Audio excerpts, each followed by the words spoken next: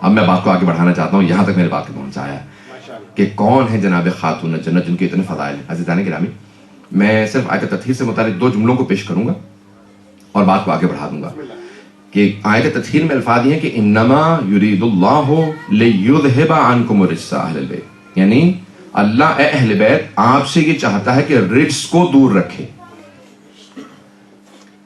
انما یرید اللہ لیذھب عنکم الرجس اہل البیت، استاد جوادی عاملی کا یہ جملہ پیش کر رہا ہوں، وہ کہتے ہیں کہ لیذھب عنکم الرجس اہل البیت، اے اہل بیت اللہ یہ چاہتا ہے کہ رجس کو آپ سے دور رکھے۔ یہ نہیں کہا کہ اے اہل بیت اللہ آپ کو رجس سے دور رکھنا چاہتا ہے۔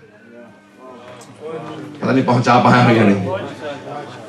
اگر اللہ یہ کہتا ہے نا کہ اے اہل بیت میں آپ کو رجس سے دور رکھوں گا، رجس پہلے یا جو بھی مختلف اس کو ترجمے کیے گئے ہیں، نجاست، رجس، برائی، گناہ، بدعقیدگی، خدا کو نہ ماننا، بے انتہا قرآن میں آیات ہیں، میں ابھی ترجمے میں نہیں جا رہا۔ اگر اللہ یہ کہتا نا کہ اے اہل بیت میں آپ کو دور رکھوں گا رجس سے، تو مفہوم یہ نکلتا کہ اہل بیت جانے کی کوشش کرتے معاذ اللہ، لیکن اللہ دور رکھتا۔ لیکن اللہ نے یہ نہیں کہا۔ اگر یہ کہتا نا اللہ کہ اے اہل بیت میں آپ کو، اے اہل بیت آپ کو رجس سے دور رکھوں گا، تو یعنی آتے لیکن اللہ دور رکھتا۔ لیکن یہ نہیں کہا، اللہ نے کہا انما یرید اللہ لیذھب عنکم الرجس اہل البیت، اے اہل بیت اللہ رجس کو آپ سے دور رکھے گا، یعنی رجس آنے کی کوشش کرے گا، میں دور رکھوں گا۔ تو اب اگر کوئی اہل بیت کے پاس نہ آئے، سمجھ لے رجس ہے۔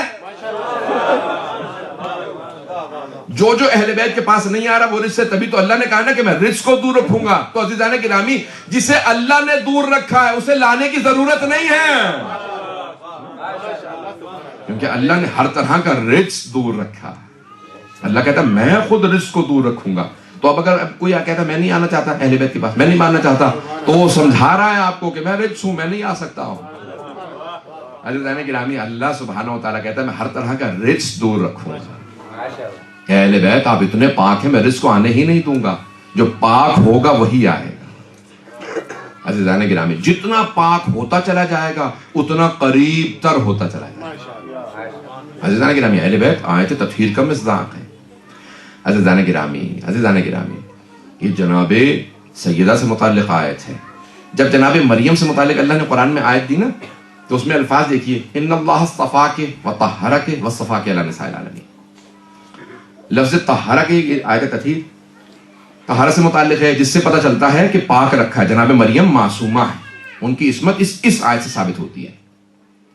اللہ جب جناب مریم سے متعلق بات کر رہا تو کہتا ہے ان اللہ اصطفاک، کہ اللہ نے آپ کو چن لیا، وطہرک، اور اللہ نے پاک رکھا۔ عزیزان گرامی، پاک رکھا ایک لفظ آیا ہے، لیکن جب اللہ سبحانہ و تعالیٰ جناب سیدہ سے متعلق کہتا ہے کہ آپ پاک و پاکیزہ ہیں، آپ معصومہ ہیں، تو اس انداز سے اللہ بات کرتا ہے۔ یہ نہیں کہتا ان اللہ اصطفاک وطہرک، اللہ نے آپ کو پاک رکھا، طہرک ایک مرتبہ آیا، کہا نہیں، انما، لفظ انما آیا ہے جو حصر کے لیے آتا ہے، کہ صرف اللہ کا یہ ارادہ، یرید اللہ، اللہ کا یہ ارادہ ہے، لیذھب عنکم الرجس، رجس کو دور رکھے، ویطہرکم، طہرک وہاں کہا تھا، یہاں یطہرکم، اور پھر اتنا ہی نہیں کہ یطہرکم، بلکہ کہا ویطہرکم تطہیرا۔ عزیزان گرامی، وہاں ایک لفظ استعمال کر کے اللہ نے بتایا یہ مریم ہے، یہاں اتنے الفاظ استعمال کر کے کہا یہ فاطمہ ہے، جناب سیدہ سے متعلق کہ الفاظ کا جیسے اللہ کے پاس ذخیرہ یہاں پہ نچھاور کر رہا جناب سیدہ پہ، کہ 5 الفاظ کو استعمال کیا۔